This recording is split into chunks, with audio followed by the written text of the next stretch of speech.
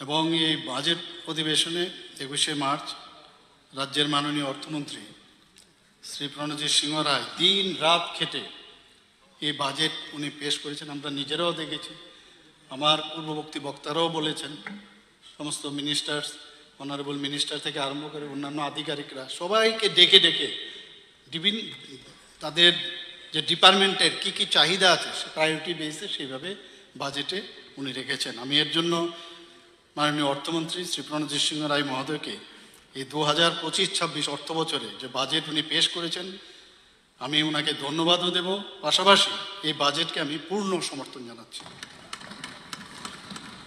এই বাজেট একটা জনমুখী বাজেট, বলার অপেক্ষা রাখে না। এবং মাননীয় প্রধানমন্ত্রীজি যেটা বলছেন যে বিকশিত ভারত 2047-এ যেটা উনি ভেবেছেন সেটাকে মাথায় রেখে আমাদের রাজ্যও যদি উন্নত হয় তবেই কিন্তু এই বিকশিত ভারতই হবে। সেই দিশায় কিন্তু এই বাজেট আমরা দেখতে পাচ্ছি। সেই বাজেটে এই বাজেট সমস্ত বর্গের মানুষের কল্যাণের বাজেট।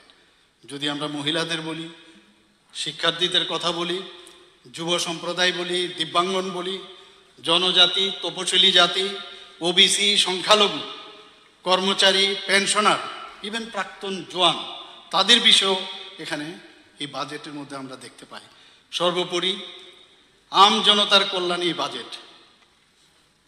আমি আবার এই যে জনমুখী বাজেট আমাদের মাননীয় অর্থমন্ত্রী যে পেশ করেছেন ওনার এবং ওনার দপ্তরের গোটা টিমকে আমি আন্তরিকভাবে ধন্যবাদ জানাচ্ছি। এখানে আমার পূর্ববর্তী বক্তা মাননীয় মন্ত্রী বাহাদুর এখানে বলেছেন, পর্যটন মন্ত্রী, উনি বলেছেন যে মাননীয় প্রধানমন্ত্রী নরেন্দ্র মোদীজি ওনার সুদক্ষ নেতৃত্বের কারণে আজকে কোথায় ছিল 11তম স্থান অর্থনৈতিক দিক দিয়ে চিন্তা করলে, সেই জায়গায় আজকে 5ম স্থানে ভারত এসে পৌঁছেছে এবং 2030 সালের মধ্যে 3য় বৃহত্তম অর্থনৈতিক দেশ হিসেবে 3rd লার্জেস্ট ইকোনমি পরিণত হওয়ার লক্ষ্যে উনি কাজ করছেন।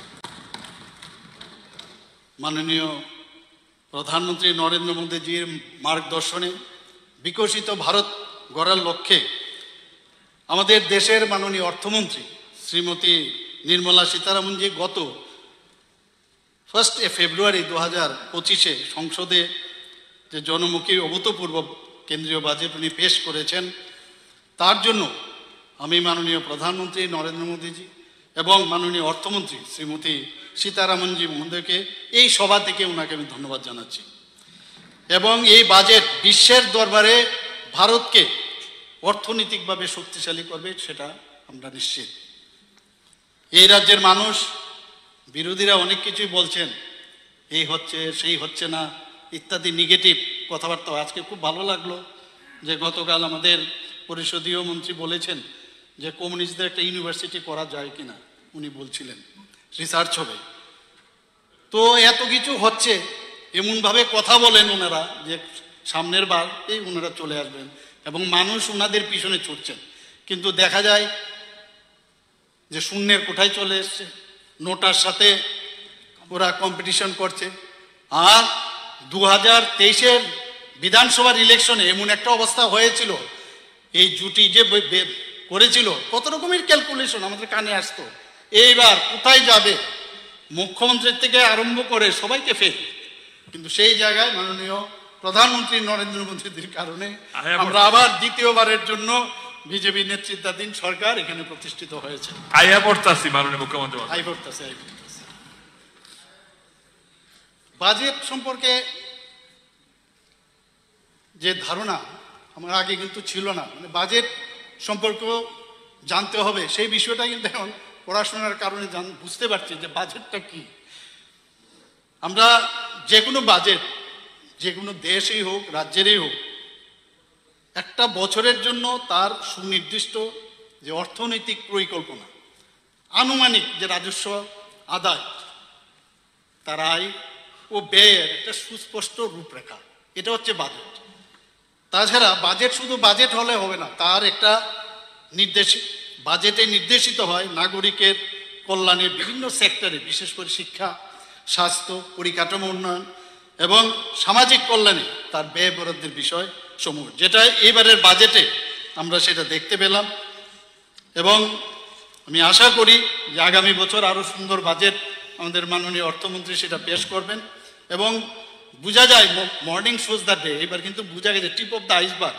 এবার যেভাবে পরিশ্রম করেছেন, এর আগের বছরও উনি করেছেন, কিন্তু যত দিন যাচ্ছে দেখা যাচ্ছে মানে সবসময় ভালো ভালো ভালো সেটাই দেখা যাচ্ছে। এবারের বাজেটের কয়েকটা খুব ইম্পর্টেন্ট দিক যেটা আমি পড়লাম এবং বুঝলাম, সেটা হচ্ছে এটার উপর প্রাধান্য দেওয়া হয়েছে রিসোর্স অ্যালোকেশন। রিসোর্স অ্যালোকেশন অর্থাৎ সম্পদ বন্টন। আমার কাছে টাকা আছে কিন্তু প্রপারলি তার ডিস্ট্রিবিউশন ডিফারেন্ট ডিপার্টমেন্টকে দেওয়া, বিভিন্ন স্কিমে দেওয়া, এই যে বিষয়গুলো সেগুলো কিন্তু দেওয়া হয়েছে এবং তাতে করে স্বাস্থ্য, শিক্ষা, নারী ক্ষমতায়ন, সামাজিক নিরাপত্তা, সামাজিক পরিকাঠামো উন্নয়ন সহ বিভিন্ন বিষয়গুলো গুরুত্ব দেওয়া হয়েছে। সেটাকে বলে রিসোর্স অ্যালোকেশন। এটাও কিন্তু তার মানে কায়দা জানা উচিত। তার জন্য কিন্তু এক্সপার্টাইজ যদি সেইভাবে না ইউজ করা যায় তাহলে কিন্তু বাজেটের সম্পূর্ণতা আসে না। ইকোনমিক গ্রোথ, অর্থনৈতিক প্রবৃত্তি, আমি বাজেট করলাম কিন্তু আগামী বছর দেখা গেল আমি ব্যাংক্রাফ্টি হয়েছি ওই শ্রীলঙ্কার মতো, তাহলে তো লাভ হবে না। এমন একটা জিনিস করতে হবে যাতে আগামী দিন তার ইকোনমিক যে গ্রোথ সেটা যেন বাড়ে, সেটাও আমরা দেখতে পাচ্ছি। জিএসডিপি বা গ্রস স্টেট ডোমেস্টিক প্রোডাক্ট বা পার ক্যাপিটা ইনকাম, সেটা কিছু বলছিলেন না? ভুল বলছি না তো? না, আপনি যখন অনেক সময় দেখান তো। যাই হোক, তো এই যে পার ক্যাপিটা ইনকাম বা জিএসডিপি, সেটার যখন দেখা যায় অনেকটা ইনক্রিজ হয় তাহলে আমাদের বুঝতে হবে যে আমাদের বাজেট প্রপারলি যাচ্ছে। আরেকটা বিষয়, 6টা বিষয়ে প্রাধান্য দেওয়া হয়েছে। ওয়েলফেয়ার অ্যান্ড ডেভেলপমেন্ট, বাজেটে যে সামাজিক কর্মসূচি, স্বাস্থ্যসেবা, শিক্ষা ও পরিকাঠামোগত ইনফ্রাস্ট্রাকচার, তার উপরও কিন্তু এবারে বাজেটে জোর দেওয়া হয়েছে। ফিসক্যাল রেসপন্সিবিলিটি, এই বাজেটে আমরা দেখতে পেয়েছি ফিসক্যাল রেসপন্সিবিলিটি অর্থাৎ financial discipline. This very important. এটা বাড়িতেও কিন্তু আমাদের ঘরেও যদি ফিনান্সিয়াল যদি ডিসিপ্লিন না থাকে তাহলে এই বাজেট কোনো অবস্থায় আমরা সামনের দিকে কিন্তু এগোতে পারবো না। সেটা এবারের বাজেটে আমরা দেখতে পেয়েছি। অর্থাৎ যে আয়ের সঙ্গে ব্যয়ের সামঞ্জস্যতা সেটা কিন্তু রাখতে হবে। আমি আয় করলাম আর ব্যয় করলাম বেশি তাহলে হবে না। 100 টাকা আয় করে আমি যদি 200 টাকা আমি ব্যয় করি, সেটাকে অত্যন্ত সুন্দরভাবে এবারের বাজেটে আমরা দেখলাম। সেটাকে বলে ফিনান্সিয়াল ডিসিপ্লিন, সেটা আমরা দেখতে পেয়েছি।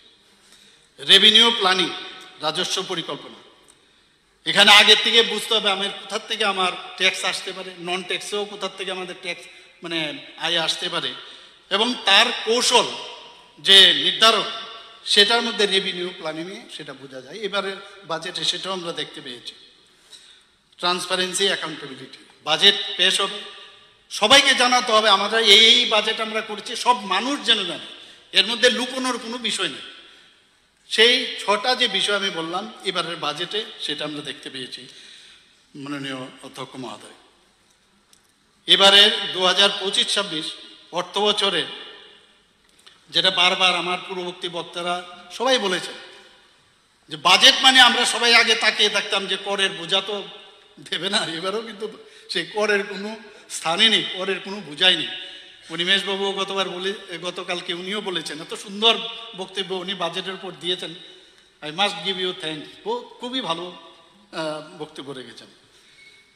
2018 সালে আমাদের সরকার ক্ষমতায় আসার পর থেকে 2018 সাল থেকে এখন পর্যন্ত নিজস্ব কর এবং কর বহির্ভূত যে রাজস্ব, করের বাইরেও তো নন ট্যাক্স আছে, সেটার সব মিলিয়ে কত শতাংশ বৃদ্ধি পেয়েছে? 236% বৃদ্ধি পেয়েছে আমাদের এই বাজেটে। আমরা 2024-25 অর্থ বছরে যদি সার্বিক উন্নয়ন খাতে আমরা দেখি, সেখানে 14,771.88 কোটি টাকা সেটা ছিল 2024-25। এই বছর কত বাড়লো? 14,000 থেকে 18,000 12.91 কোটি টাকা। তাহলে আমাদের বৃদ্ধির হার কত? 22%। আমরা আউটস্ট্যান্ডিং ডেট টু জিএসডিপি, এই আউটস্ট্যান্ডিং ডেট টু জিএসডিপি এটা একটা বিরাট একটা সূচক, কিন্তু ভেরি ইম্পর্টেন্ট। আমরা ধীরে ধীরে যে ডিফারেন্সটা অনেকটা এবারের মাননীয় অর্থমন্ত্রী খুব সুন্দরভাবে সেটাকে আস্তে আস্তে কিন্তু অনেকটা কমিয়ে নিয়েছে। আমরা দেখেছি 2020-21 সালে যে গ্যাপ সেটা ছিল 38.98%, 2023-24 সেটা গিয়ে দাঁড়িয়েছে 26.48%, অনেকটা নামিয়ে দিয়েছে। এরপরে তো আস্তে আস্তে করে অনেকটা কমবে আমি নিশ্চিত। এবং এতে করে আমি মাননীয় অর্থমন্ত্রীকে ধন্যবাদ দেব যে এতে করে ওনার বিচক্ষণতার পরিচয় কিন্তু উনি দিচ্ছেন এবং ওনার পুরো টিম। আমরা 2017-18 অর্থ বছরের তুলনা যদি করি, গ্রস স্টেট ডোমেস্টিক প্রোডাক্ট আমাদের কত ছিল? 43,715 কোটি টাকা।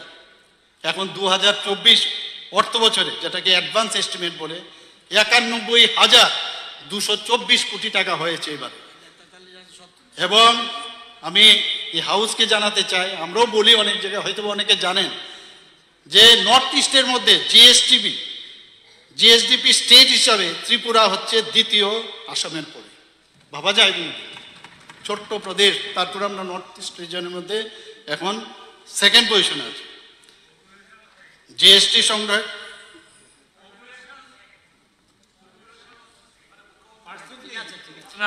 বলুন প্লিজ। জিএসটি সংগ্রহের ক্ষেত্রে ত্রিপুরার যে বার্ষিক প্রবৃদ্ধি গত বছরের তুলনায় এই বছর ফেব্রুয়ারি 2025-এ সর্বোচ্চ 9.1% বৃদ্ধি পেয়েছে এবং উত্তর পূর্বাঞ্চলের রাজ্যগুলির মধ্যে সর্বশ্রেষ্ঠ। আমরা টপ মোস্ট পারফর্মার এখানে। যদি রাজ্যের মাথাপিছু গড় আয় আমরা যদি তুলনা করি, 2017-18 সালে 1,444,000 টাকা ছিল, 2023 সালে সেটা বৃদ্ধি পেয়ে 1,77,723 টাকা হয়েছে। কাজে সিকিমের পরে নর্থ ইস্টার্ন রিজিয়নের মধ্যে ত্রিপুরা হচ্ছে দ্বিতীয় সর্বাধিক রাজ্য, যেখানে মাথাপিছু গড় আয় আমাদের এখন সিকিমের পরেই নর্থ ইস্টের মধ্যে সেকেন্ড হাইয়েস্ট। আমরা সব দিকে, ইন্ডাস্ট্রি থেকে আরম্ভ করে সব দিকে এত ডেভেলপমেন্ট। মাননীয় প্রধানমন্ত্রী নরেন্দ্র মোদীজি সারা দিন কাজ করেন, সারা রাত্র পরিশ্রম করেন, ডেভেলপমেন্ট ছাড়া কোনো কথা হবে না। আমরা আগে দেখেছি সরকারের, ওরা আয়েশ করার সরকার আমরা দেখতাম, ইউপিএ সরকার আমরা দেখতাম আয়েশ করার সরকার। নরেন্দ্র মোদীজি আয়েশ করেন না এবং ওনার কারণে আমাদেরও এখানে কারোর আয়েশ করার কোনো স্থান নেই এখানে, যেই কারণে আমাদের আরাম ঘুমানো। অর্থনীতি সাস্টেনেবল ত্রিপুরা যে আমরা যে অনেক স্পিডে আমরা সামনের দিকে এগিয়ে যাচ্ছি, তাতে করে এসডিজিজ অর্থাৎ সাস্টেনেবল ডেভেলপমেন্ট গোলস, সেই ক্ষেত্রে আমরা ত্রিপুরা টপ ফার্মার রাজ্য থেকে ফ্রন্ট রানার স্টেট হয়েছে এখন ত্রিপুরা। আমরা অর্থনীতির চাকা সতেজ করার জন্য ক্যাপিটাল এক্সপেন্ডিচার, সেটাকে আমরা আরও অনেক বেশি জোর দিয়েছি, কারণ ক্যাপিটাল এক্সপেন্ডিচারের উপর যদি আমরা জোর না দিই, বাইরের থেকে ইনভেস্টার আসবে না, স্থায়ী সম্পদও সৃষ্টি হবে না, তার উপর আমরা জোর দিয়েছি। এতে করে 2025-26 অর্থবর্ষে বাজেটে এই এক্সপেন্ডিচার ব্যয় 7,903 কোটি টাকা আমরা অনুমান করছি, যা 2024-25 অর্থবর্ষের বাজেটের তুলনায় 19.14% বেশি হচ্ছে। 2017-18 অর্থ বছরে রাজ্যের নিজস্ব রাজস্ব আদায়ের পরিমাণ ছিল 1,915 কোটি টাকা। 2025-26 অর্থ বছরে রাজস্ব আদায়ের সম্ভাবনা কত? কোথায় 1,915 কোটি টাকা, আর এবার আমরা চিন্তা করছি যে প্রায় 4,514 কোটি টাকা হবে। সেটাকে বলে আত্মনির্ভর ভারত, আত্মনির্ভর ত্রিপুরা। মাননীয় অধ্যক্ষ মহোদয়, 16 ফিনান্স কমিশন কিছুদিন আগে এখানে এসেছিল গত 30 জানুয়ারি, এবং 2025 এই 30 জানুয়ারি 2025-এ উনি যখন আসলেন ওনারা, এবং আমরা সবাই জানি যে 16th ফিনান্স কমিশন একটা ইন্ডিপেন্ডেন্ট বডি। ওনারা কি বলেছেন, তার রিপোর্টে কি বলেছেন, যে ত্রিপুরা আর্থিক যে ডিসিপ্লিন সুশৃঙ্খলতার দিক দিয়ে উন্নত থেকে উন্নততর। শুধু এটা আমার কথা নয়, এখানে যে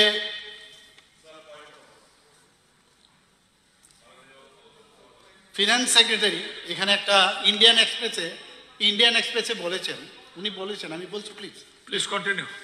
যে ফিনান্স সেক্রেটারি বলছেন, we had some queries and we received their responses.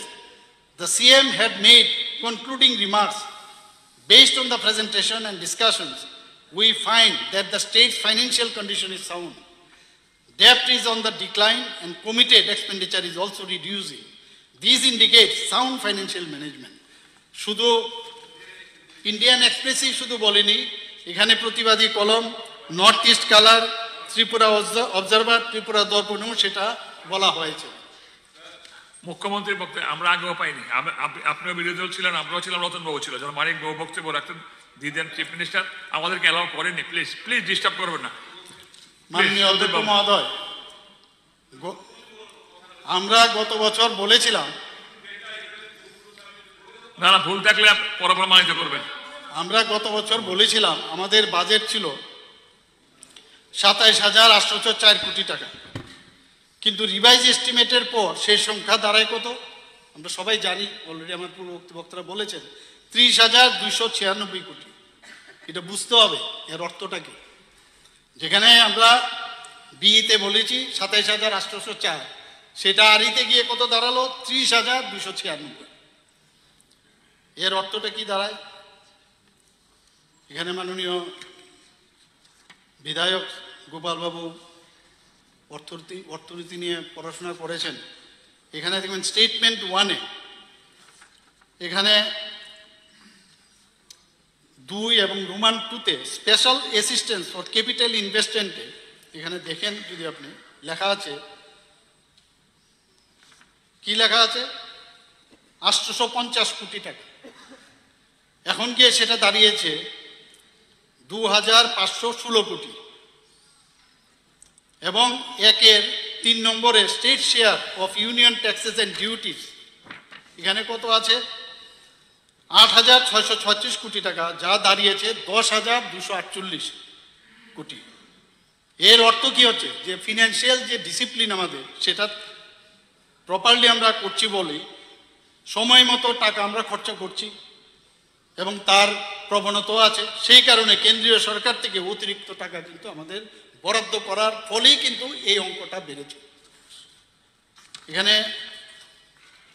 Revenue receive 1-এ budget estimate 2024-25 আপনি দেখতে পারবেন, আর 2002-এর যে ক্যাপিটাল রিসিভ সেখানে আপনি দেখতে পারবেন সেটা। আমরা আমাদের রাজ্যকে ঋণের বোঝায় আমরা আবদ্ধ রাখতে চাই না।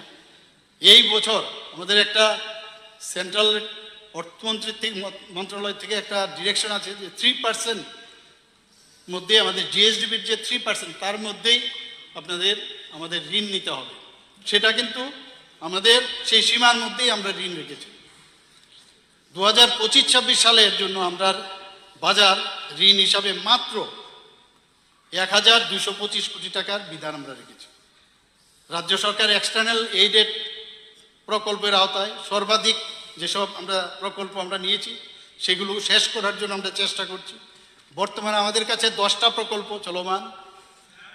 একটা হচ্ছে Agartala municipal infrastructure development project, infrastructure development of industrial estate, Tripura power generation strengthening and generation efficiency improvement project, Agartala city urban development project, sustainable catchment forest management in Tripura. তার যে মেইন উদ্দেশ্য, aims to improve forest quality in targeted catchment through sustainable forest management, soil and moist use conservation and livelihood development. Climate change adaptation in the Himalayan component to Tripura. Tripura Rural Economic Growth and Service Delivery Project, Tripura Urban and Tourism Development Project, enhancing landscape and ecosystem management project element Tripura, আমাদের মাননীয় মন্ত্রী এটা জানেন, Tripura industrial infrastructure sector development. এই যে 10টা আমরা যে প্রজেক্ট এখন আছে তার জন্য আমরা এক্সটার্নাল রেট থেকে আমরা ঋণ নিয়েছি। জনজাতিদের বিষয়ে অনেক কথা হয়েছে, এর আগেও আমাদের জনজাতি বিধায়ক বিধায়িকারা কথা বলেছেন। আমরা জনজাতিদের জন্য মাননীয় নরেন্দ্র মোদীজি যবে থেকে প্রধানমন্ত্রীজির দায়িত্ব নিয়েছেন, যেভাবে এতদিন ধরে জনজাতিদের উনি কাজ করে যাচ্ছেন, ওনাদের যেভাবে সম্মান দিচ্ছেন, এর আগে কিন্তু কেউ এত সম্মান দেয়নি। আমরাও 2018 পর থেকে ত্রিপুরার যখন ভারতীয় জনতা পার্টির সরকার আসলো সেইভাবে কিন্তু আমরা জনজাতিদের জন্য আমরা খুবই আন্তরিক এবং সংবেদনশীল। সেখানে অর্থনৈতিক হোক, সাংস্কৃতিক বিষয়ই হোক, প্রশাসনিকই হোক এবং সংশ্লিষ্ট যে কোনো বিষয়ই হোক, সব বিষয়ে আমরা সেগুলো পদক্ষেপ নিয়েছি এবং এটা একটা চলমান প্রক্রিয়া, সেটা চলতে থাকবে। এই বাজেটে আমরা আলাদাভাবে যদি দেখি, এটা কিন্তু যতগুলো এখানে বাজেটে প্রতি পাতায়, বিশেষ করে শিক্ষা, স্বাস্থ্য, মৎস্য, পশুপালন, জনজাতি কল্যাণ সহ বিভিন্ন দপ্তরে উন্নয়নমূলক যে কর্মসূচি কোনো না কোনোভাবে মাননীয় অধ্যক্ষ মহোদয় দেখবেন জনজাতিদের সাথে কিন্তু সেটা সম্পর্কযুক্ত। আমরা এইবার জনজাতি অংশের জনগণের উন্নয়নের জন্য যা আলাদাভাবে সুনির্দিষ্ট কিছু কর্মসূচি আমরা রেখেছি। উদাহরণস্বরূপ বলা যায় 2024-25 সালে রিভাইজ এস্টিমেট অনুসারে রাজ্যের মোট বরাদ্দ দাঁড়িয়েছে 30,296 কোটি টাকা, যার মধ্যে এটা বুঝার বিষয় আছে, যার মধ্যে বেতন ভাতা, পেনশন, ঋণের সুদ ইত্যাদি বাদ দিলে শুধুমাত্র উন্নয়ন খাতে বরাদ্দকৃত অর্থের পরিমাণ কত? 17,014 কোটি টাকা। এর মধ্যে শুধুমাত্র জনজাতি এলাকার উন্নয়নের জন্য 6,645 কোটি টাকা খরচ করা হয়েছে। যদি আমরা এটা শতাংশের হিসাবে আমরা দেখি 39.06%। এটা আরও বাড়তেও পারে, যখন এই জিট থেকে চূড়ান্ত হিসাব আসবে তখন কিন্তু আরও বাড়বে। 30,296 কোটি টাকা আমাদের রিভাইজ এস্টিমেট এবার যেটা হলো, সেই জায়গার মধ্যে আমরা 17,014 কোটি টাকার মধ্যে আমরা জনজাতি এলাকায়, যেটা আমাদের পেনশন এবং স্যালারি ইত্যাদি দিয়ে, ঋণের যে সুদ সেটা দিয়ে, তার মধ্যে 6,645 কোটি টাকা আমরা খরচ করেছি। এবং সেটা কিন্তু আগে আমরা কোনোদিন দেখিনি, এইভাবে জনজাতিদের উন্নয়নে কাজ করেছে। সেইভাবে 2025-26 সালে 7,149 কোটি টাকা বরাদ্দ করা হয়েছে, গত বছর থেকে আরও বেড়েছে। সেখানে যদি আমরা দেখি, আমরা 40%-রও বেশি আমরা জনজাতিদের জন্য আমরা রেখেছি।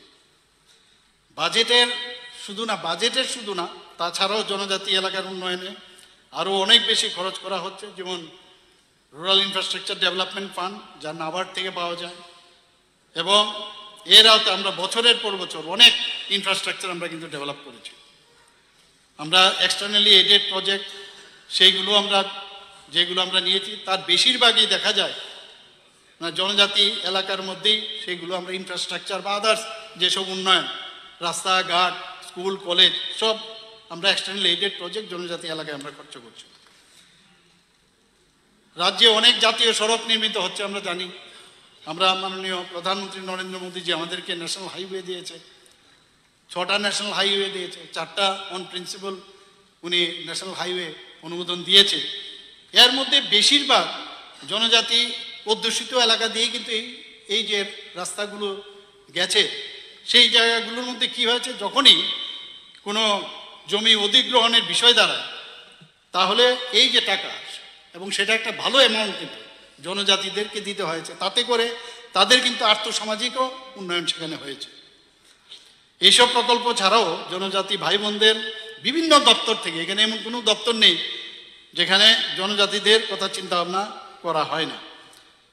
আমরা দেখেছি এর আগে কংগ্রেসের সময়ে আমরা দেখতাম, ইউপিএ সরকারের সময় দেখতাম, নর্থ ইস্টকে কোনো সময় ওরা সেইভাবে মান্যতা দেয়নি। ওনারা তো বিশ্বাস করে কিভাবে এখানে টেররিজম থাকবে, আর টেররিজমের মাধ্যমে কিভাবে মানে দখল করবে সিংহাসন, সেই চিন্তায় সবসময় বিভোর হয়ে থাকেন। কিন্তু আমাদের মাননীয় প্রধানমন্ত্রীজির আহ্বানে আমরা দেখেছি যে গত 4ই সেপ্টেম্বর 2024 স্বরাষ্ট্রমন্ত্রী শ্রী অমিত শাহজির উপস্থিতিতে নয়াদিল্লিতে ভারত সরকার, ত্রিপুরা সরকার এবং national liberation front of Tripura, all Tripura tiger force প্রতিনিধিদের মধ্যে একটা সমঝোতা হয়েছে। আমি নিজেও ছিলাম সেখানে। তাতে করে আমাদের ত্রিপুরা এখন বলা যেতে পারে যে টেররিস্ট ফ্রি ত্রিপুরা, সেটা বলা যেতে পারে। আগে আমরা দেখতাম এখান থেকে আপনি ধর্মনগর থেকে, নিজেও আপনি ধর্মনগরে মাননীয় অধ্যক্ষ মহোদয়, সেখান থেকে আসতে কত সমস্যা হতো, 12 ঘন্টা 13 ঘন্টা আসতে পারবেন কি আসতে পারবেন না, সেইগুলো ছিল না। এবং এদের মদতদাতা আমরা কিন্তু জানি কারা, এই টেররিস্টদের মদতদাতা কারা এখনো আমাদের ত্রিপুরার মধ্যে আছে। 3টা ডিগ্রি কলেজের হোস্টেল আমরা জনজাতিদের জন্য করেছি, একটা মহিলা কলেজে, এটা ফটিকরাই আম্বেদকর কলেজে, গন্ডাছড়াতে একটা করেছি আমরা। 2018 সালের পূর্বে রাজ্যে মাত্র 4টা একলব্য স্কুল ছিল, মানে একলব্য মডেল রেসিডেন্ট। সেখানে আমাদের কেন্দ্রীয় সরকারের মাননীয় প্রধানমন্ত্রী যে 21টার মতো আমাদের স্যাংশন দিয়েছে, 21টা, কোথায় 4 আর কোথায় 21, সেই জায়গার মধ্যে অলরেডি কিছুদিন আগে 9ই মার্চ 2024 করবুক ও রূপাইছড়িতে 2টি একলব্য মডেল রেসিডেন্সিয়াল স্কুল মাননীয় প্রধানমন্ত্রীজি করে গেছেন। মুখ্যমন্ত্রীর আবাস মিশন প্রকল্পের যদি আমরা কথা বলি, সেখানে 30,000 হেক্টর থেকে বাড়িয়ে 69,000 হেক্টর করা হয়েছে। আমার মাননীয় বিধায়ক সুদীপ রায় বর্মন গতকাল বলছিলেন যে কি হচ্ছে এইসব স্কিল ডেভেলপমেন্ট করে, কি হচ্ছে। কিন্তু উনার জবাবে আমি উনার উত্তর দিতে চাইছি যে জনজাতি যারা আছে অন্যদের সম্পর্কে তো বলবোই, অ্যামাউন্টও আমি বলে দেব যে কতজন বেকার যুবতীদের তাদেরকে স্কিল ডেভেলপমেন্টের মাধ্যমে জনজাতি কল্যাণ দপ্তর থেকে যেভাবে ওনাদের দক্ষতা বৃদ্ধি করা হয়েছে এবং তাদের প্রশিক্ষণের মাধ্যমে বাইরেও, ত্রিপুরাতে তো আছে অনেক জায়গায়, কিন্তু ওদের সেই কর্মসংস্থানের সুযোগ হয়েছে। জনজাতিদের উন্নয়নের জন্য ভারত সরকার অলরেডি 100 করোড় একটি বিশেষ প্যাকেজ এখানে দিয়েছে, যার মধ্যে ইতিমধ্যে 80 কোটি টাকা পাওয়া গেছে। এতে করে উদ্যান চর্চা, পশুপালন, ক্ষুদ্র ব্যবসা এবং প্রায় মার্কেট, অতিরিক্ত classroom, vocational training centre, hostel ইত্যাদি স্থাপনের জন্য খরচ করা হচ্ছে। প্রধানমন্ত্রী আদি আদর্শ গ্রাম যোজনায় অধীনে 375টি জনজাতি অধ্যুষিত গ্রামের উন্নয়নের জন্য প্রতিটি গ্রামে 20,35,000 টাকা করে প্রদান করা হবে। জনজাতি জনগোষ্ঠীর সার্বিক উন্নয়নের লক্ষ্যে মাননীয় প্রধানমন্ত্রী গত 2রা অক্টোবর 2024 ইংরেজি ধরতি আভা জনজাতীয় গ্রাম উৎসর্গ অভিযান নামে একটি নতুন প্রকল্প সূচনা করেছেন। এই প্রকল্পের অধীনে ত্রিপুরার 52টি ব্লকে 392টি গ্রামে বসবাসরত জনজাতিদের জন্য যেসব বেসিক মৌলিক সুযোগ সুবিধা সেইগুলো প্রদান করা হবে। ত্রিপুরা জনজাতি সম্প্রদায়ের আর্থসামাজিক উন্নয়ন এর জন্য বিশ্ব ব্যাংক থেকে কৃষি, বাগিচা, পশুপালন, মৎস্য চাষ এইসবের উন্নতির জন্য প্রায় 1400 কোটি টাকা আমরা পেয়েছি এবং তার জন্য যেসব এখানে আমি যেটা বললাম অলরেডি কাজ শুরু হয়ে গেছে।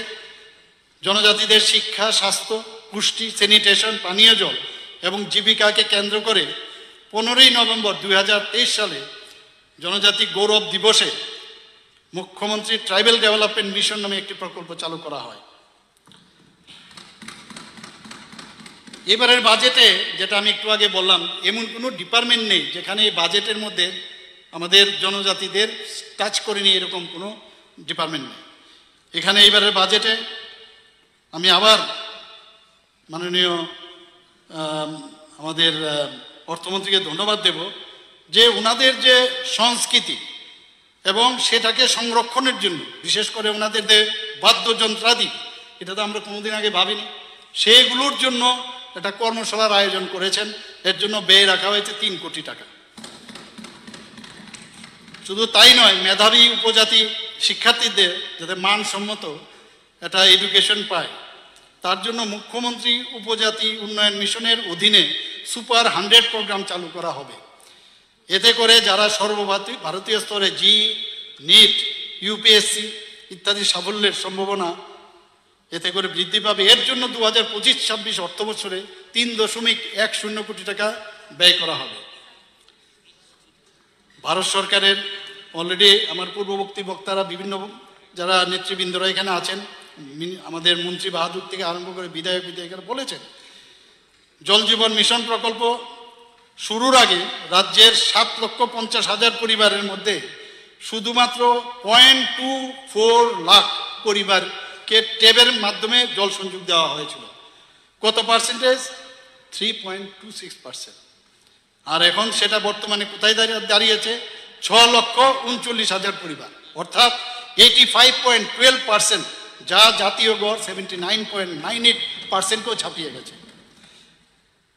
আমাদের ত্রিপুরা সরকার 5ম জাতীয় জল পুরস্কার এই উত্তর পূর্বাঞ্চল জোনের মধ্যে এই ধলাই জেলা সর্বশ্রেষ্ঠ হিসাবে পুরস্কৃত হয়েছে।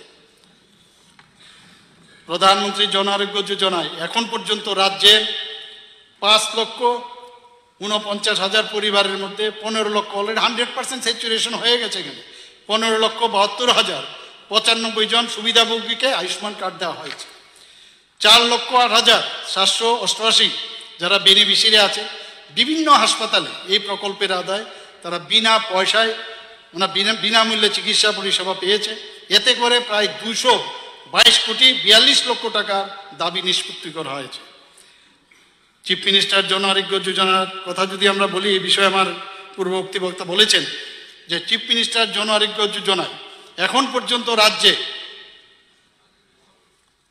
মোট 2,28,000 পরিবারে 4,94,034 জন সুবিধাভোগীকে আয়ুষ্মান কার্ড ইস্যু করা হয়েছে।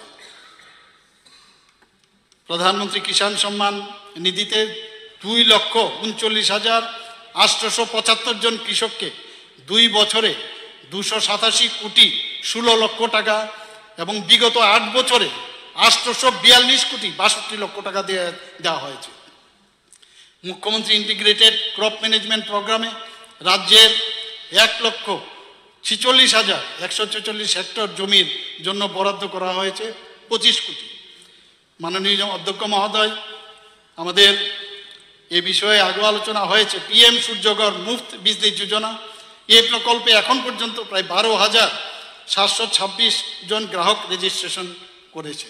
এতে করে 162 জন গ্রাহকের বাড়িতে অলরেডি কালকেও আমাদের মাননীয় আমাদের মিনিস্টার সাহেব এই দপ্তরের উনি আমাকে একটা চিঠিও দিয়েছেন যে আমাকেও আমার বাড়ির মধ্যে নাকি এই সৌর প্যানেল লাগাতে হবে। প্রধানমন্ত্রী আবাস যোজনা গ্রামীণ অদ্যাবধি 3,68,000 পাকা ঘর রাজ্যে নির্মিত হয়েছে। তার মধ্যে গত 3 বছরে এই প্রকল্পে 3,000 কোটি টাকার উপর বেশি ব্যয়ে পাকা ঘর নির্মিত হয়েছে। প্রধানমন্ত্রী আবাস যোজনা আরবানেও 1200 কোটি টাকা ব্যয়ে 70,000-এর উপর ঘর নির্মিত হয়েছে। গত 2 বছরের কথা যদি বলি, 13,000-এরও বেশি ঘর এখানে নির্মিত হয়েছে।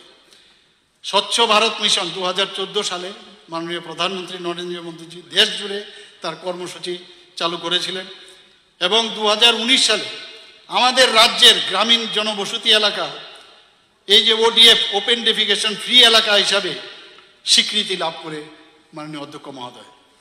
এখন পর্যন্ত স্বচ্ছ ভারত মিশন গ্রামীণের আওতায় 1,18,340টি ব্যক্তিগত শৌচাগার এবং 466 কমিউনিটি স্যানিটারি কমপ্লেক্স নির্মিত হয়েছে। 765টি গ্রামের মধ্যে 727টি গ্রাম open defecation free plus model, 5টি গ্রাম রাইজিং ক্যাটাগরি এবং 16টি গ্রাম অ্যাপ্রাইজিং ক্যাটাগরি রয়েছে।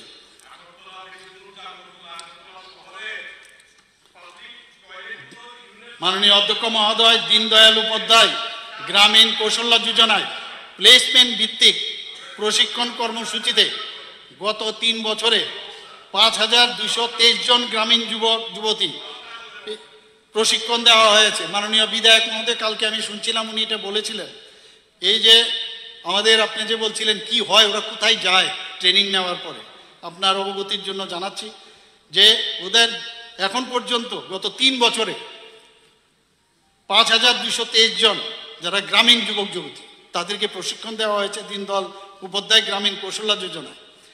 তার মধ্যে 3,011 জনের বিভিন্ন কোম্পানিতে কর্মসংস্থান পেয়েছে।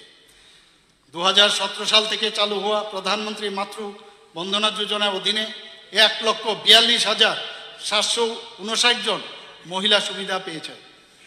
প্রধানমন্ত্রী গ্রামীণ সড়ক যোজনায় যদি আমি কথা বলি, এখন পর্যন্ত 566 কিলোমিটার রাস্তা পুনঃসংস্কার করা হয় এবং 11টি আরসিসি ব্রিজ সহ 1405 কিলোমিটার সড়কের সংস্কার করা হয়।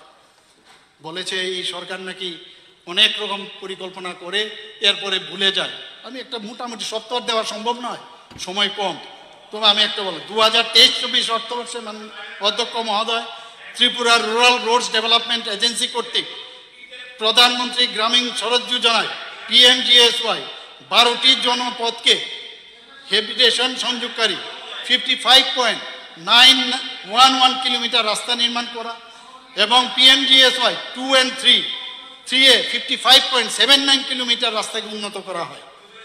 মহিলাদের কথা যদি বলা হয়, মহিলাদের আর্থ সামাজিক উন্নতি সুরক্ষার প্রশ্নে এই রাজ্য সরকার বিকাশবাবু মাননীয় অধ্যক্ষ মহোদয় ধারাবাহিকভাবে বিভিন্ন পদক্ষেপ এখানে নেওয়া হয়েছে। ন্যাশনাল ক্রাইম রেকর্ড ব্যুরো এর যে সর্বশেষ যে রিপোর্ট, সেখানে আমরা দেখতে পেয়েছি যে 28টি রাজ্যের মধ্যে ত্রিপুরার স্থান নিচের দিক থেকে, আমরা বলবো না এটা ফার্স্ট হয়েছে সেকেন্ড হয়েছে, নিচের দিক থেকে ন্যাশনাল ক্রাইম রেকর্ড ব্যুরোর যে সর্বশেষ তথ্য সেখানে বলা হয়েছে 28টি রাজ্যের মধ্যে ত্রিপুরার স্থান হচ্ছে সর্বনিম্ন।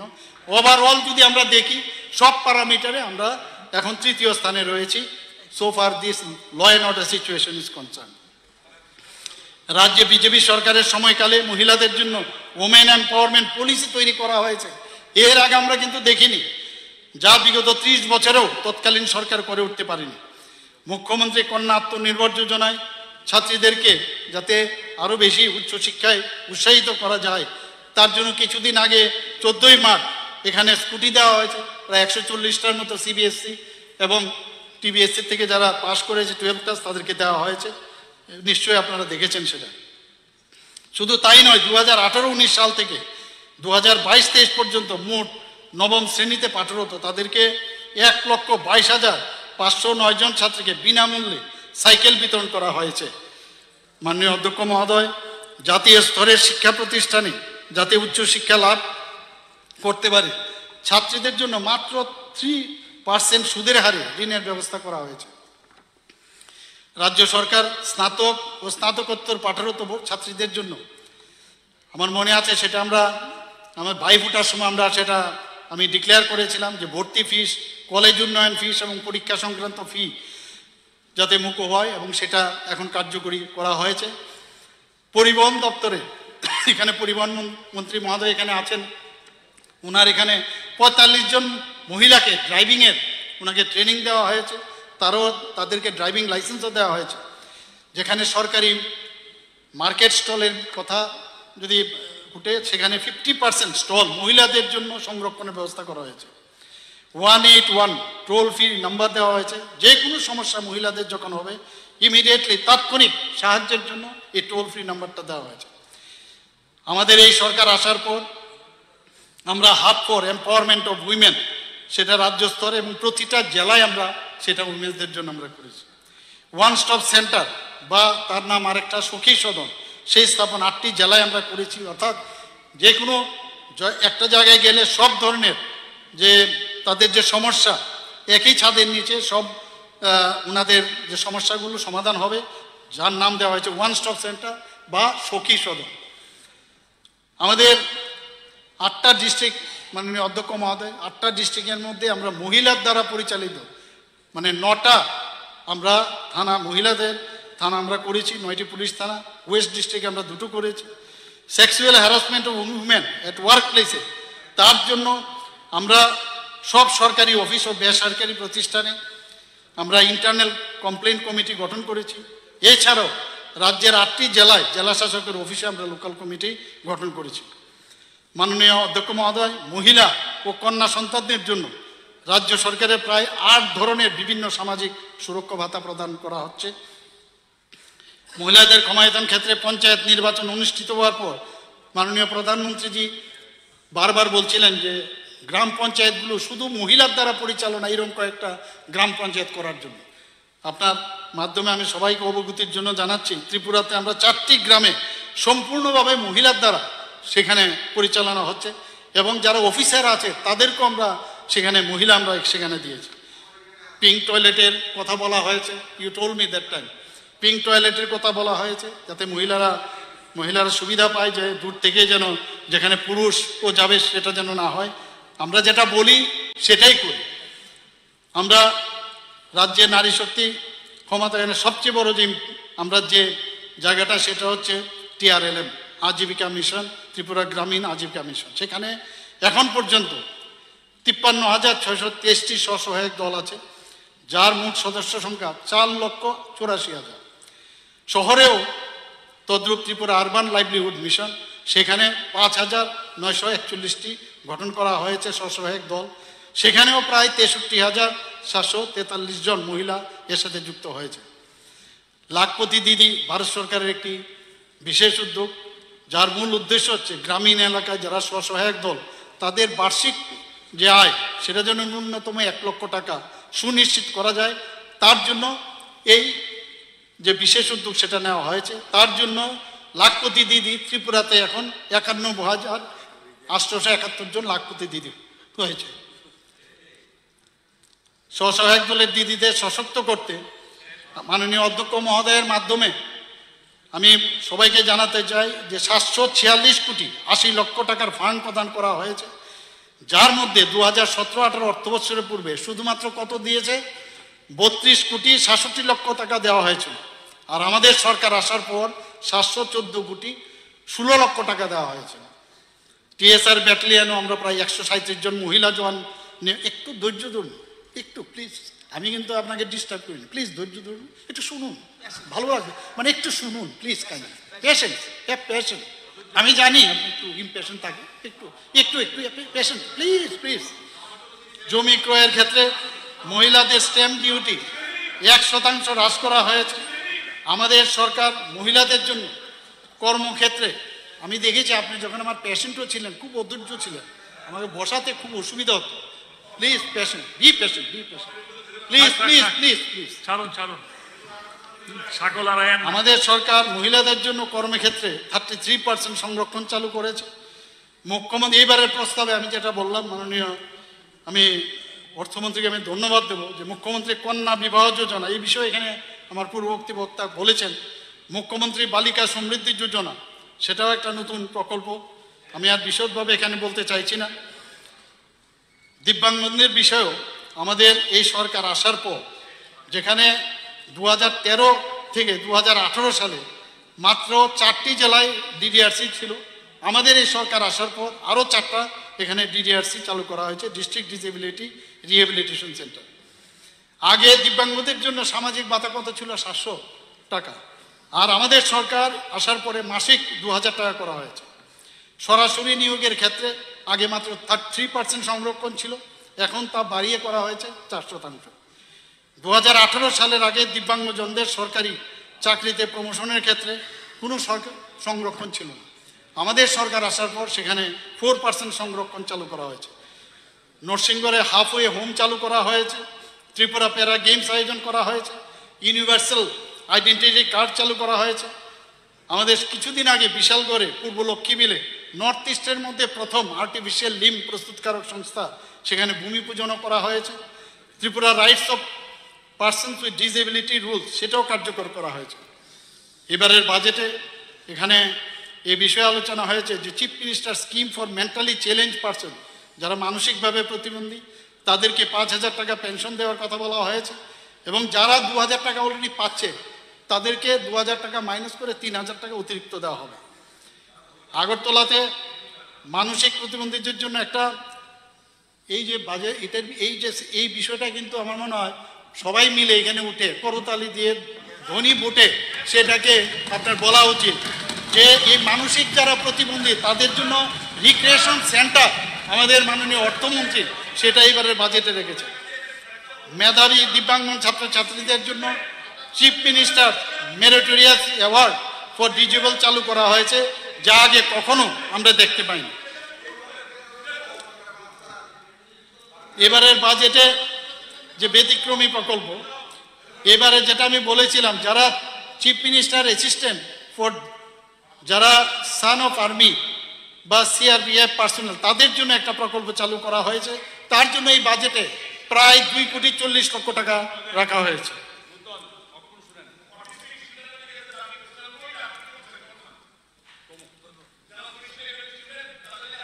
এবারের একটা বড় আনন্দের বিষয়, কিছুদিন আগে এখানে মাননীয় প্রধানমন্ত্রীজি বারবার বলছেন যে আমরা দেখি কি সাধারণত যিনি পলিটিক্স করেন, রাজনীতি করেন, ওই ফ্যামিলির থেকেই চলে আসেন সব, মানে এটা একটা যেমন ডাইনেস্টি এরকম একটা হয়ে গেছে। মাননীয় প্রধানমন্ত্রীজি বারবার বলছেন যে ইউথ যারা, এমন সব লোককে তোমরা নিয়ে আসো যাদের ফ্যামিলির মধ্যে কেউ কোনোদিন রাজনীতি করেনি, ওই সব লোককে আপনারা নিয়ে আসুন। ওদের যে চিন্তা ভাবনা, কারণ দে আর নট পলিউটেড, তাদের মধ্যে নতুন কিছু করার চিন্তা ভাবনা আছে, এই ধরনের লোককে আনার জন্য। যে কারণে এবার এই বিধানসভার মধ্যে আমাদের বিকশিত ভারত যুব সংসদ গত রবিবার এখানে অনুষ্ঠিত হয়েছে। মাননীয় অধ্যক্ষ মহোদয়, আমি এখানে এসেছিলাম, আমি এসে তার ইনগুরেশন এখানে করেছি। এখানে মাননীয় অধ্যক্ষ মহোদয়, আমরা জানি, আমি এর জন্য আবার মাননীয় অর্থমন্ত্রীকে ধন্যবাদ দেব যে 25টি কোচিং সেন্টার উনি বিজ্ঞান এবং ইংরেজি বিষয়ের উপর প্রতিটি মহকুমায় একটি করে গুণগত মানের যে বিশেষ কোচিং সেন্টার চালু করছে। আমরা কি করি, সব যারা যারা অলরেডি টেস্টেড যারা টিচার আছে তাদের বাড়িতে যাই, অনেক লোক যেতে পারে না। তার জন্য যখন আমরা এই বিষয়ে আলোচনা করেছি, মাননীয় অর্থমন্ত্রী বলছেন যে না, এবার থেকে আমরা ইংরেজি এবং এই যে আমাদের বিজ্ঞান যে সাবজেক্টগুলো আছে, এমন সব টপ ক্লাসের টিচার আনা হবে বাইরের থেকে, বা যদি এখানের লোক থাকে তারা যদি জয়েন করে, তাহলে আমাদের যারা ছেলে মেয়েরা আগরতলায় দূর থেকে আসতে হবে না, বিভিন্ন যেসব মহকুমার সেখানে এই সেন্টারের থাকবে, তারা সেই সুযোগটা পাবে। আমবাসা, মাননীয় অধ্যক্ষ মহোদয়, আমবাসা, কাকরাবন এবং করবুকে 3টে নতুন ডিগ্রি কলেজ স্থাপন করার প্রস্তাব এখানে রাখা হয়েছে। এবার আমরা যেখানে প্রতিযোগিতামূলকের যখন পরীক্ষার যখন কথা হয়, দেখা যায় বাইরে যায় মানুষ, তো তার জন্য সুবিধা এখানে নাই। তার জন্য আমাদের মাননীয় অর্থমন্ত্রী এবার কি রেখেছেন, ত্রিপুরা কম্পিটিটিভ এক্সামিনেশন সেন্টার চালু করার প্রস্তাব উনি করেছেন আগরতলা, উদয়পুর এবং আমবসায়, এবং এতে করে সমস্ত ত্রিপুরার সবকটা মানে আমাদের যে বিধানসভার আছে সবকটাই কিন্তু কাভার হবে। স্বাস্থ্যের বিষয়ে আপনি কি বলবো, আপনি অনেক স্বাস্থ্যমন্ত্রী ছিলেন, প্রাক্তন স্বাস্থ্যমন্ত্রী, আপনি সবই জানেন, অনেক কিছু করেছেন, আপনি অনেক কিছু করেছেন। আপনি যেটা করেছেন এর জন্য আপনাকে আমি ধন্যবাদ দিচ্ছি, কিন্তু আমি আপনাকে এর জন্য বলবো না যে আপনি কিছুই করেননি। এখানে অলরেডি ত্রিপুরা হেলথ সার্ভিসের 175 জন স্পেশালিস্ট মেডিকেল অফিসার এবং ত্রিপুরা হেলথ সার্ভিস গ্রেড 3 পদে 16 জন সুপার স্পেশালিস্ট মেডিকেল অফিসার এর মধ্যে নিয়োগ করা হবে, টিপিএসসির মধ্যে দেওয়া হয়েছে এবং তারা বিজ্ঞপ্তিও জারি করা হয়েছে। শুধু বিল্ডিং নয়, স্বাস্থ্য দপ্তরে মানব সম্পদ সৃষ্টির কিন্তু আমরা ব্যবস্থা করছি। এখানে নার্সিং যারা অফিসার আছেন তাদের জন্য, আগে নার্স বলা হতো, আমরা কিন্তু নাম চেঞ্জ করেছি, এখন নার্সিং অফিসার, এবং 175টি শূন্য পদে তার জন্য বিজ্ঞপ্তি জারি করা হয়েছে। 152 জনকে আমরা লিখিত মৌখিক পরীক্ষার মাধ্যমে নিয়োগ করা হয়েছে এর মধ্যে। এছাড়া চুক্তির মাধ্যমে 100 জন নার্সিং অফিসার নিয়োগ প্রক্রিয়ার কাজ চলছে।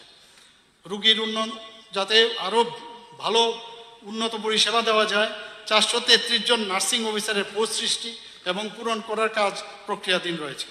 308 জন মাল্টিটাস্কিং গ্রুপ পদের নিয়োগপত্র অলরেডি প্রদান করা হয়েছে। তাছাড়াও প্রায় 1158 জন উপরোক্ত পদে নিয়োগের কাজ প্রক্রিয়াধীন। Agartala government medical college and GBP হাসপাতালে, অর্থাৎ এজিএমসি ও জিবিপিতে কিডনি রোগীদের ওপিডি ও সুপার স্পেশালিটি ব্লক এবং কিডনি প্রতিস্থাপন চালু হয়েছে। ক্যান্সার রোগীদের রোগ নির্ণয়ের জন্য উচ্চমানের radio imaging device, CT scan, MRI, USG এবং ডিজিটাল এক্সরে স্থাপন করা হয়েছে। Agartala government medical college and GB হাসপাতালের শয্যা সংখ্যা, এটা নিয়ে প্রায়শই কথা হয়, এর আগেও কথা হয়েছে, 727 থেকে, আমি নিজেও যখন গিয়েছি, আপনি সেগুলো আপনার সময় সেটা ছিল, কিন্তু আমি এসে সেখানে যাওয়ার পরে আমি যখন দেখলাম শেষ নেই, আপনিও দাঁড়িয়েছেন হয়তোবা, কিন্তু সেখানে 1413 করা হয়েছে। গত পরশুদিন আমার সাথে সেক্রেটারি মহোদয়ের কথা হয়েছে, উনি বলছেন এই জায়গা আছে, সেখানে আরও প্রায় 100 আসন, মানে 100 আসন আরও যাতে বেড বাড়ানো যায় তারও প্রক্রিয়া এখানে চলছে। অলরেডি আমাদের এখানে সুপার স্পেশালিটি ব্লক সুন্দরভাবে, এত সুন্দর সুপার স্পেশালিটি মনে হচ্ছে যেন কর্পোরেট একটা হসপিটালে আমরা আসছি। সেখানে cardiology, nephrology, neurology, urology, plastic surgery, neuro ইত্যাদি এখানে চালু হয়েছে। কার্ডিওথোরাসিক, ভাস্কুলার সার্জারিও চালু হয়েছে। নিউরো সার্জারি আপনার সময় হয়েছে, এটা বলার অপেক্ষা রাখে না, কেন আরও বেশি নিউরো সার্জন এখানে আসছে। আমি এর জন্য আপনাকে ধন্যবাদ দেই যে আপনি প্রথম নিউরো সার্জন এখানে এনেছিলেন, যদিও চলে গেছিল, আবার আপনি আমাকে বললেন ওকে চলে গেছে, ওনাকে নিয়ে আসুন, আবার ওনাকে আমি নিয়ে আসলাম। এই হচ্ছে ভারতীয় জনতা পার্টির নেতৃত্বাধীন সরকার, যখন যা বলে তাই করে, এবং উইথ ফোল্ডেড হ্যান্ড ইফ যদি বলে, অত্যন্ত সৌজন্যতার সাথে যখন বলে, তখন সেই কাজটা আরও সৌজন্যভাবেই আমরা দিই। এর আগে দেখেছেন যারা বিরোধী দলের, এখানে আজকে যারা বিরোধী দলের মেইন বিরোধী দল, আপনারও বিরোধী দলে, তারা চলে গেল, আমি আহ্বান করলাম, তারপরেও ওনারা আসেননি। কি বলবো, কিছু বলার নেই। আর যাই হোক, আমরা জেলা স্তরও এখানে গোমতী জেলা হোক, ধলাই জেলা হোক, দক্ষিণ জেলা হোক, বিভিন্ন জায়গায় ট্রমা সেন্টার আমাদের মাননীয় মন্ত্রী বাহাদুর বলেছিলেন, আমি শুনছিলাম ঘরে, যে বিভিন্ন ডিস্ট্রিক্টগুলোকে যদি আমরা স্ট্রেংথেনিং করি, তাহলে এখানে স্টেট হসপিটালে বা আগরতলা গভর্নমেন্ট মেডিকেল কলেজে বা আইজিএমে অনেকটা কম প্রেশার পড়ে, সেই ব্যবস্থা আমরা এখানে করছি। আমরা রাজ্যের 8টি জেলায় 50 শয্যা বিশিষ্ট যেটা মাদকাসক্তি কেন্দ্র স্থাপন করেছি।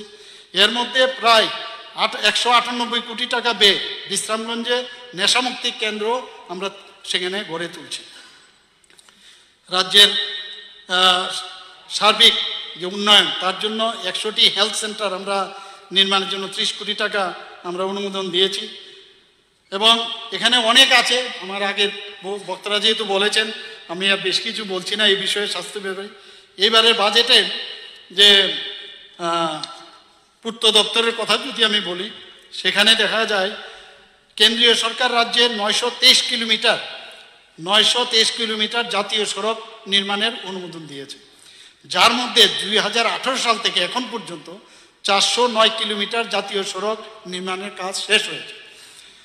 এবং রাজ্যে মোট জাতীয় সড়কের সংখ্যা আমরা জানি যে 6টা, এবং আরও 4টি নির্মাণের অনুমোদন রয়েছে।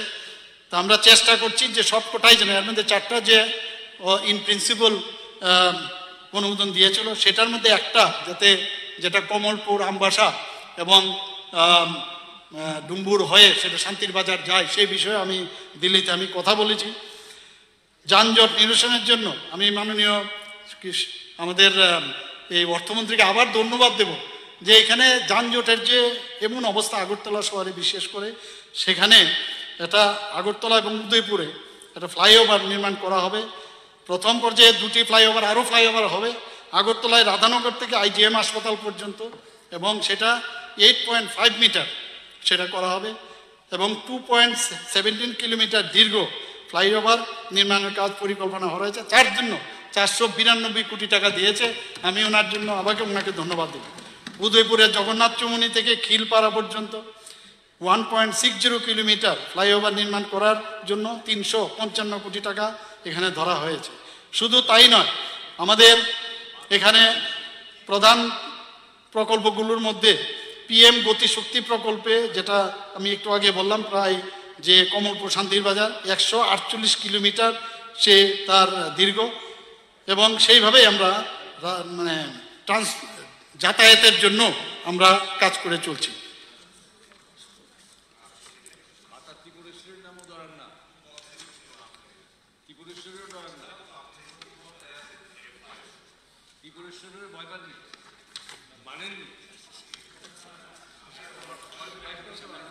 এবারের বাজেটে আমি অনেকগুলো পেজ আমি উল্টিয়ে নিয়েছি, কারণ অনেকে দেখলাম যে একজন কাইতে হয়ে গেছে। 55টি নতুন মিনি মোবাইল ব্যাটারি চালু করা হবে। এতে করে ব্যয় 4,50 কোটি টাকা রাখা হয়েছে এই বাজেটের মধ্যে। বামুটিয়াতে নতুন দুগ্ধ উৎপাদন প্রকল্প স্থাপন করা হবে, এতে করে 2 কোটি টাকা রাখা হয়েছে। 59 জেলায় মৎস্য চাষ, সেখানে অ্যাওয়ারনেস এবং প্রশিক্ষণ কেন্দ্র স্থাপন করা হবে, প্রায় 8,82 লক্ষ টাকা তার মধ্যে রাখা হয়েছে। কৈলাসহর ও উদয়পুরে 2টি মাল্টিপারপাস স্পোর্টস ইনডোর হল নির্মাণ। গন্ডা তুইসা ও কাকরাবনে সিনথেটিক ফুটবল টার্ফ বসানো হবে।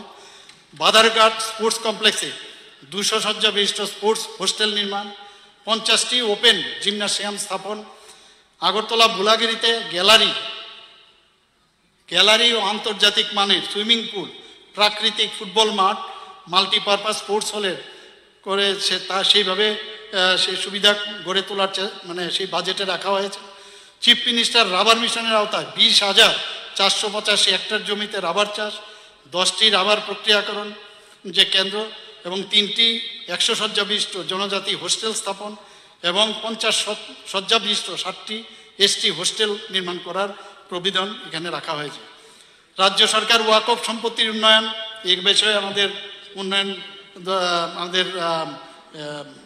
যে লেবার মিনিস্টার উনি বলেছেন যে রাজ্য সরকার ওয়াকফ সম্পত্তির উন্নয়ন এবং সুরক্ষার জন্য 1.20 কোটি টাকা ব্যয় করতে চলছে এবং সংখ্যালঘু অধ্যুষিত যে গ্রামগুলো আছে সেখানে বিভিন্ন উন্নয়নমূলক কাজ, তার জন্য 5 কোটি টাকা বরাদ্দ রাখা হয়েছে এবারের বাজেটে। প্রধানমন্ত্রী জনবিকাশ কার্যক্রমের অধীনে সংখ্যালঘু অধ্যুষিত যে ব্লকগুলো আছে সেখানে আর্থসামাজিক যে ইনফ্রাস্ট্রাকচার তার ডেভেলপমেন্টের জন্য 20 কোটি টাকা বরাদ্দ রাখা হয়েছে। সংখ্যালঘু সম্প্রদায়ের যাদের প্রি এবং পোস্ট ম্যাট্রিক স্টাইপেন্ড প্রদানের জন্য 9.35 কোটি টাকা বরাদ্দ রাখা হয়েছে। আরেকটা বিষয় আমার মনে হয় এর জন্য বারবার যত কম দেব ততই বোধহয় কম হবে, যে মাননীয় অর্থমন্ত্রীকে আমি ধন্যবাদ দেব যে ভারত মাতা ক্যান্টিন কাম নাইট শেল্টার এই আগরতলার মধ্যে স্থান করবে। যারা বাইরের থেকে আসে আগরতলার মধ্যে এখানে এসে আটকে পড়ে, থাকার জায়গা নেই, খাওয়ার সমস্যা, তার জন্য এই ভারত মাতা ক্যান্টিন কাম নাইট সেন্টার সেখানে তার ব্যবস্থা রাখবে। কম্পিউটার ভিত্তিক অনলাইন পরীক্ষার জন্য হাপানিয়ার যে আন্তর্জাতিক মেলা গ্রাউন্ড সেখানে কম্পিউটার ভিত্তিক পরীক্ষা কেন্দ্র স্থাপন করতে যাচ্ছে, তাতে ব্যয় রাখা হয়েছে এই বছরের জন্য 15 কোটি টাকা।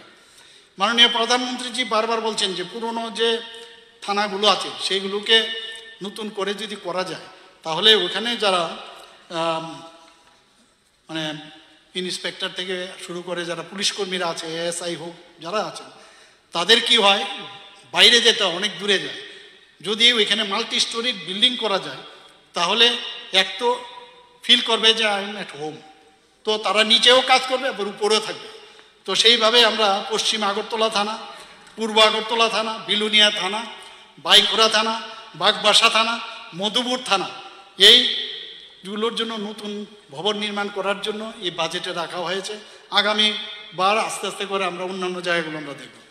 ফায়ার স্টেশন নিয়ে প্রায়শই বিভিন্ন সময় বিভিন্ন প্রশ্ন জিজ্ঞেস করে, আমার এখানে ফায়ার স্টেশন নেই। Ranir Bazar fire station, Rishyamukh fire station, Karbook fire station, Killa fire station, Chhailengta fire station, Fatikroy সেটা কাঞ্চনবাড়ির Fatikroy fire station, Takarjala fire station, Pecharthal fire station, Teliamura fire স্টেশনের জন্য নতুন বিল্ডিং তৈরি করা হবে এবং এই বাজেটে তার উল্লেখ করা আছে। Udaipur, Amarpur, Dharmanagar fire station, Dharmanagar fire স্টেশনে এবং গুমতির বিভাগীয় ফায়ার অফিস পুনর্নির্মাণের কাজ নেওয়া হবে। ত্রিপুরা রাজ্য দূষণ নিয়ন্ত্রণ বোর্ড কুমারঘাট এবং উদয়পুরে জোনাল অফিস এবং ল্যাবরেটরি স্থাপন করা হবে, এর জন্য 10 করোড় রাখা হয়েছে। মোহনপুর, কল্যাণপুর, বিশালগড়, মনুঘাট এবং যতনবাড়িতে নতুন আমাদের মাননীয় মন্ত্রী অলরেডি বলেছেন যে মোটর স্ট্যান্ডের বিষয়ে, সেখানে এই যে জায়গাগুলো বললাম এর মধ্যে 10 কোটি টাকা রেখেছেন। এখানে ত্রিপুরার বিভিন্ন স্থানে 250টি সোলার হাইমাস্ট স্থাপন করা হবে। রাজ্যের সরকার সমস্ত পানীয় জলকে পাম্পকে সৌরশক্তির সাথে যুক্ত করার সংকল্প নিয়েছে এবং এই বাজেটে সেটা আমরা দেখতে পাচ্ছি। বিগত বছরগুলোর বাজেট পর্যালোচনা করে যদি আমরা দেখি, রাজ্যের বাজেট বরাদ্দ এই সরকারের সময়কালে প্রতি বছরই কিন্তু বৃদ্ধি পাচ্ছে। 2017-18 অর্থবর্ষে বাজেট বরাদ্দ ছিল 15,956.56 কোটি টাকা। বর্তমানে 2025-26 অর্থবর্ষে রাজ্যের প্রস্তাবিত যে বাজেট বরাদ্দ বৃদ্ধি পেয়ে সেটা 32,423 কোটি টাকা হয়েছে, যা শতাংশের হিসাবে 103.21%। এই বৃদ্ধি থেকে এটা কিন্তু প্রমাণ হয় যে প্রকৃত অর্থে আমাদের এই বাজেট জনকল্যাণমুখী এবং রাজ্যের সার্বিক যে উন্নয়ন আমি সেই উন্নয়নের জন্য একটা দৃষ্টান্তমূলক সাহসী পদক্ষেপ আমি বলবো। আমি আবারও মাননীয় অর্থমন্ত্রী মহোদয় গত 21শে মার্চ 2025-এ এই বিধানসভায় 25-24 অর্থ বছরের যে বাজেট পেশ করেছেন তার প্রতি পূর্ণ সমর্থন জানাচ্ছি এবং এটি সর্বসম্মতক্রমে এই সভায় গৃহীত হবে বলে আমি দৃঢ় আশা ব্যক্ত করছি।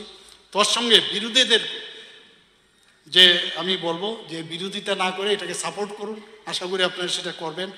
আবারও আমি বাজেট অধিবেশনে মাননীয় বিধায়িকাগণকে উৎকৃষ্ট মানের ভাষণ আপনারা এখানে দিয়েছেন, এর জন্য আপনাদেরকে ধন্যবাদ জানাই এবং আমাদের মাননীয় অর্থমন্ত্রী প্রণজিৎ সিংহ রায় মহোদয়কেও আমি ধন্যবাদ জানিয়ে আমার বক্তব্য শেষ করছি। নমস্কার। ধন্যবাদ মাননীয় মুখ্যমন্ত্রী। ত্রিপুরা রাজ্যের উন্নয়ন এবং তার দিশা আপনি প্রাঞ্জলভাবে বুঝিয়ে দিয়েছেন।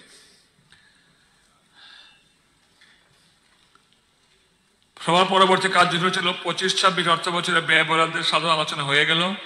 এখন আলোচনার এখানে শেষ হয়ে গেছে আজকে সাধারণ আলোচনা। 25-26 অর্থ বছরের বাজেটের উপর সাধারণ আলোচনা যে সকল মনের সদস্য যখন আলোচনা করেছেন আমাদেরকে প্রত্যেক অভিনন্দন আছে।